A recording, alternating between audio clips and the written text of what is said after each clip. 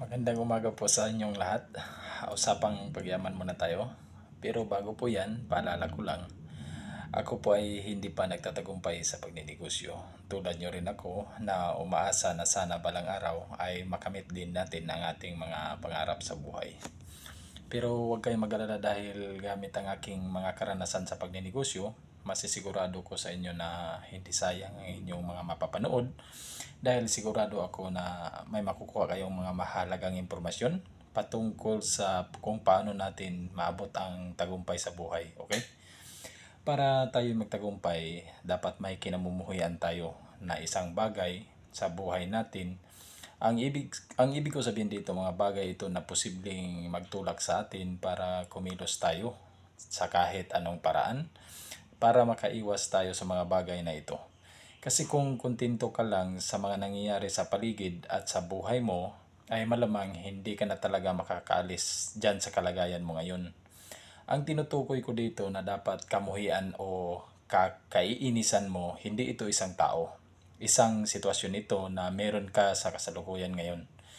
Isang sitwasyon na hindi ka makapapayag na hindi ito mababago dahil alam mo sa puso mo na maling-mali ito. Isang sitwasyon ito na dapat mong matalo sa paligid ng buhay mo.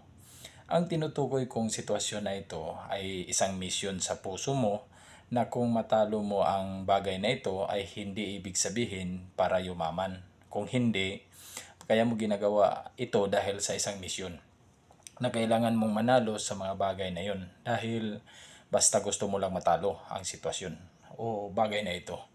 Ang isa sa halimbawa sa sitwasyon na yan ay ang kahirapan. Oo, tama ang narinig mo, kahirapan. Kaya gagawa ka talaga ng matinding paraan para madipit o matalo mo ang sitwasyon na ito. Ito ang ibig kong sabihin. Para yumaman tayo sa buhay, kailangan nating lumaban sa mga bagay na hindi natin nakasanayan na ginawa natin sa buhay. Maghanap ka ng bagay sa buhay mo na sobra mong kinamumuhian at kinaiinisan at ikonsidera mo itong isang misyon. At gagawin mo ang lahat para makaalis ka sa kalagayan na ito. Isang sitwasyon na hindi ka makapapayag na matatapos lamang ang iyong buhay na hindi ka makaalis-alis sa isang sitwasyon. Kailangan mong gamitin ang kakayahan mo, mga abilidad mo, makaalis ka lang sa bagay na ito. Kailangan mong maghanap ng paraan at ibuhos mo ang lahat ng galing mo. At sa huli, tulad mo rin ako, isang bagay na kinamumuhian ko at kinaiinisan ko ay ang kahirapan. Kaya naman sama-sama tayong labanan ang bagay na ito para sa ikabubuti ng lahat, para sa ating pamilya at sa sunod nating henerasyon. At maraming salamat nakaabot ka sa last part ng video na ito.